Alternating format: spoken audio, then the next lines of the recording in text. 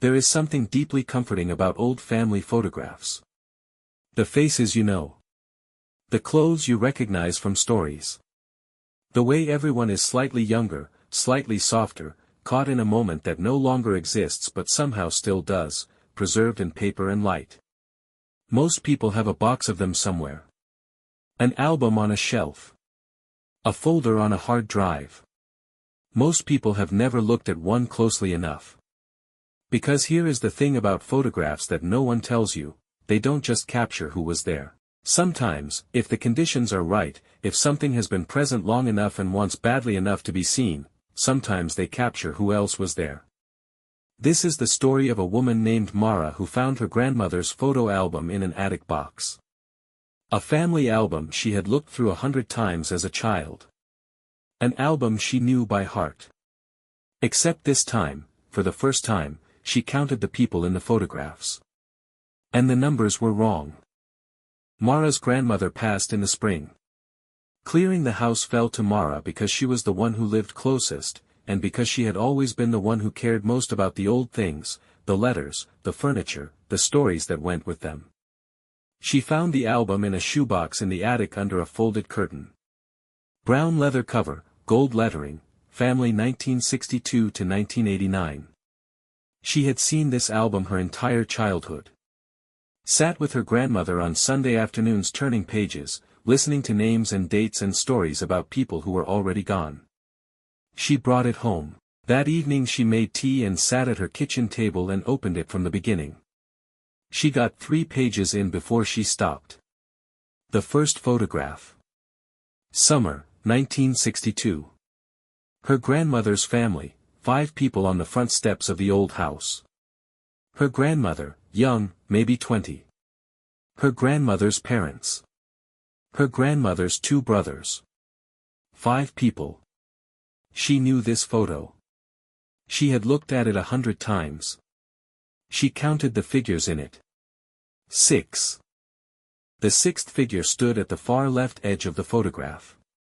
Partially cut off by the frame, just the right shoulder, the right arm, the right side of a face turned slightly away from the camera. Tall.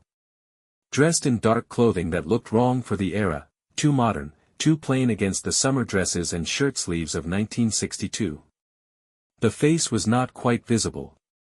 Turned just enough away. But the body language was unmistakable, relaxed, comfortable, belonging. Standing with the family the way you stand with people you know well. The way you stand with people you have always been around.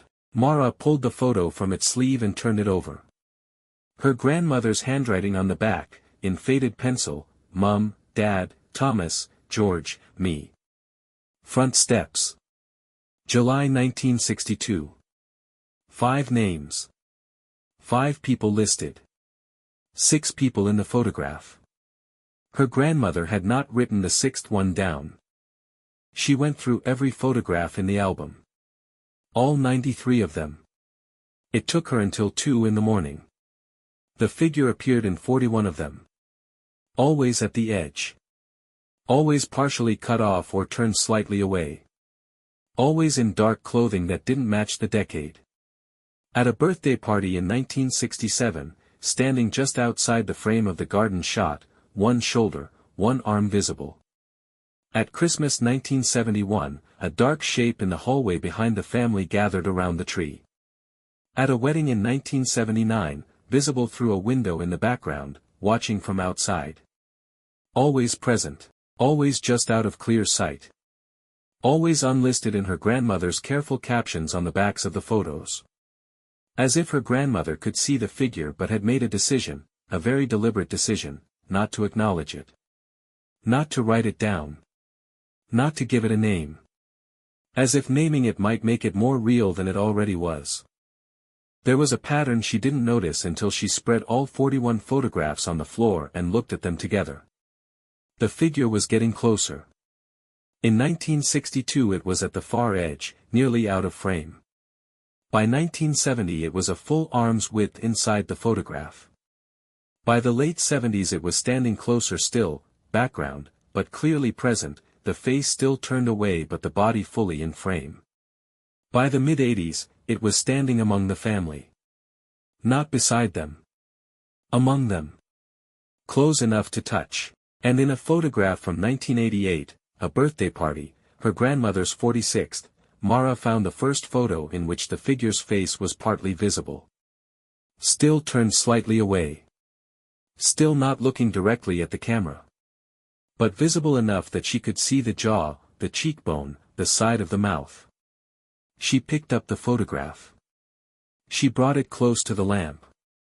She looked at the face for a long time. Then she put it down and sat very still because the face in that 1988 photograph, the jaw, the cheekbone, the line of the mouth, was hers. Her face, in a photograph taken 11 years before she was born. She called her mother. It was past 3 a.m. Her mother answered on the second ring, the way mothers do when they know the call is coming even before it arrives. Mara described what she'd found. Her mother was quiet for a long time. Then she said, "Your grandmother saw it too. She saw it in the photographs when she was young. She never told anyone except me, and she made me promise not to tell you." Mara asked why. Her mother said, "Because your grandmother believed that as long as you didn't know it was there, as long as you hadn't looked for it, it couldn't come any closer. She thought knowing about it was what let it in. That's why she never wrote it down. That's why she never named it." Mara looked at the photographs spread across her floor. 41 photographs. A figure getting closer across 27 years. She asked her mother, "What happened in 1989? The album stops in 1989. A very long silence. "Your grandmother burned the camera," her mother said. She said the figure had finally turned to face it. She said she couldn't risk anyone seeing what it looked like when it was looking directly at you. "And did she ever see it again?" Mara asked. "After she burned the camera?" Her mother's voice was very quiet. She said it was in the room with her every day for the rest of her life. She just couldn't prove it anymore. There was one more photograph she hadn't looked at yet. It had been tucked inside the back cover of the album, not sleeved, just loose, face down. She had set it aside when she started going through the album and forgotten it. She turned it over. It was recent. She could tell from the paper, the color quality, digital print, recent years. Someone had printed it and placed it in the album after her grandmother's death. Before Mara had found it. In the weeks between the funeral and Mara clearing the house. The photograph showed her grandmother's living room, the armchair by the window where her grandmother always sat. The lamp beside it. The small table with the cup of tea. Her grandmother was not in the photograph. But standing directly behind the armchair, fully visible for the first time, face forward, looking directly into the camera with an expression of absolute calm, was the figure. And the face was hers. Completely. Unmistakably. Her face, her eyes, her mouth, wearing an expression she had never worn, patient and still and waiting in a way that Mara herself had never been. On the back of the photograph, in handwriting she did not recognize, "I have been with your family for a very long time. Now that you have found me, I am with yours." Mara looked up from the photograph. The lamp in the corner of her kitchen, the one she hadn't turned on, was on. She was not alone. Mara didn't tell me what happened next. She said she didn't remember the rest of that night clearly. She said she woke up in the morning and the photographs were back in the album and the album was closed and sitting on the kitchen table and everything was fine. She says everything is fine. But she called me 3 weeks later to add one thing she had forgotten to mention. Something small. She said she'd been going through her own photographs recently, her phone, her camera roll, the printed ones in frames on her wall, just checking. Just looking. She said she'd found it in 7 of them, always at the edge. Always partially cut off. Always in dark clothing. Always turned slightly away. Always a little closer than the last one.